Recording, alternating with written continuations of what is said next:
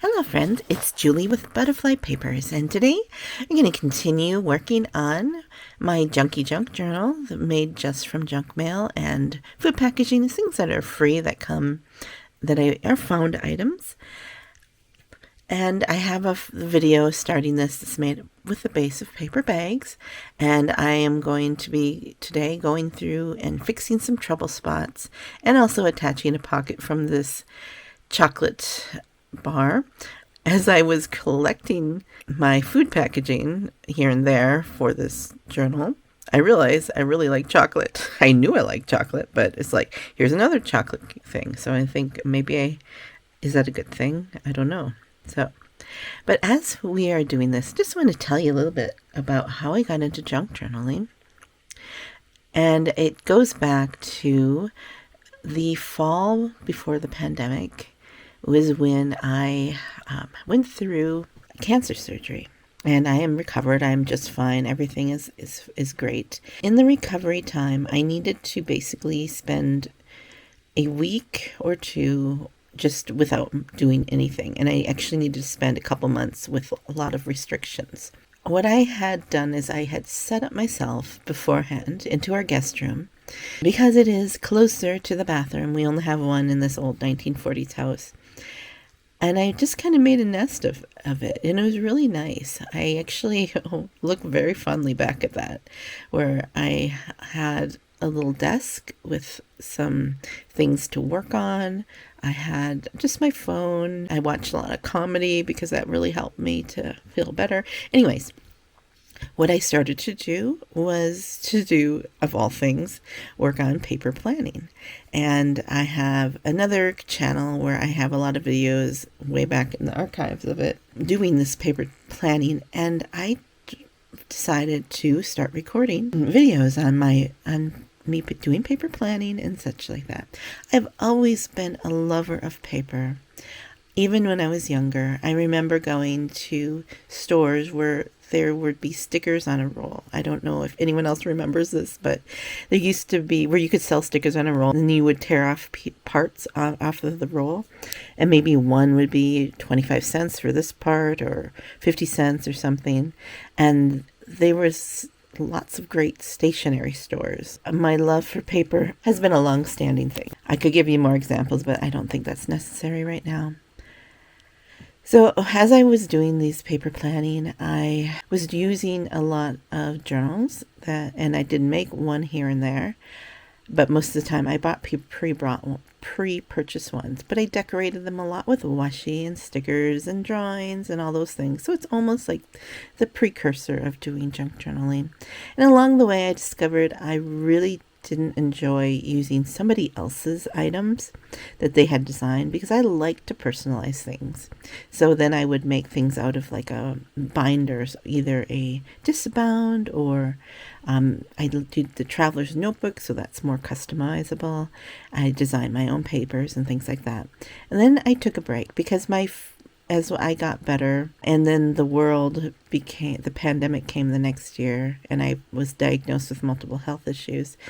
My focus became more on health and surviving the pandemic, and I think a lot of you probably can relate to that. So what I ended up doing is going back to my first love, which is knitting and doing spinning and those kinds of things, because there's something physical that I really like about that. And I have been doing that since I was probably around 12 years old. As I was being diagnosed with all these chronic issues, when I would start to knit, my hands, after 15 minutes, my hands would just ache, and they would ache for a day or two, and which was very unusual because I used to do it for hours. Even to the point where I would go to my doctor, and one time I forgot my knitting, and she says, "Are you feeling well? You don't have your knitting with you." So I was known for the person with the knitting, and all of a sudden, my knitting was no longer the go-to thing.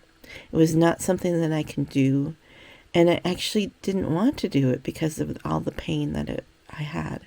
So I don't remember the exact time that I decided to go into junk journaling, but it was around that time where I was looking for a different kind of craft that I could do Because when you're a creative person, you really need to have a creative outlet, or you kind of get twitchy, if you know what I mean, or grumpy, or you just need to express yourself or to have the therapy of crafting. And so I discovered junk journaling. I knew about it beforehand, but it just appealed to me again. And I had stuff because paper crafting and things, and it's easy to accumulate things for junk journaling. And because I sell ephemera, I had a lot of things that I didn't really want to sell because they weren't worth listing, because I would buy box lots or things like that, and there would always be things that weren't as valuable. So I had a bunch of that, and I just started to craft and create. And in the process, I found myself again. I found my creative outlet. It was like my soul had come home. I don't know how to explain it. Actually, I'll have to think about how to explain it better. Maybe I will do that later. But it just felt very natural, and it was very healing in a way. And I've heard that from other people, that doing junk journaling is very therapeutic for them. And I don't know exactly why this is. We could do research on it. But there's something about the tactile nature of doing things with our hands and creating something beautiful out of trash, which is literally what I'm doing in this journal. Sometimes we create things out of things that are pre-made or printables, and it's not necessarily trash. But to put all those things together and to create, it's just did my soul a world of good. And the good thing about it is that because there are so many elements and so many things involved in this junk journaling, is that I could do a little bit at a time, and my hands wouldn't hurt like they did before. And I was also on different meds now. But the junk journaling gave me joy. It gave me something to do, something to make. And I, to my surprise, have not missed knitting and spinning, to the point where I have gotten rid of a lot of my yarn. It does take a lot more room. I needed the room to put my paper stuff.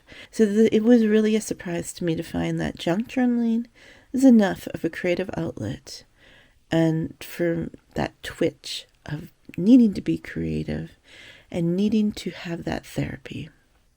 So I have really enjoyed this craft and have enjoyed sharing it with you. So I hope that these videos do help you in some way, to help to enhance your enjoyment, maybe to inspire or to feel like you're not alone, to see something different, or to see a technique that you're very familiar with. Maybe that's therapeutic, even to body double, where you can just craft along. So I hope that I'm sharing my joy with you as I go through these videos. And I would really love to hear, what do you like about junk journaling? Is it also therapeutic, healing, or is it just something you just enjoy, or is it a struggle for you? I would just love to hear that. So thank you so much for watching, and I will see you on the next page. Goodbye.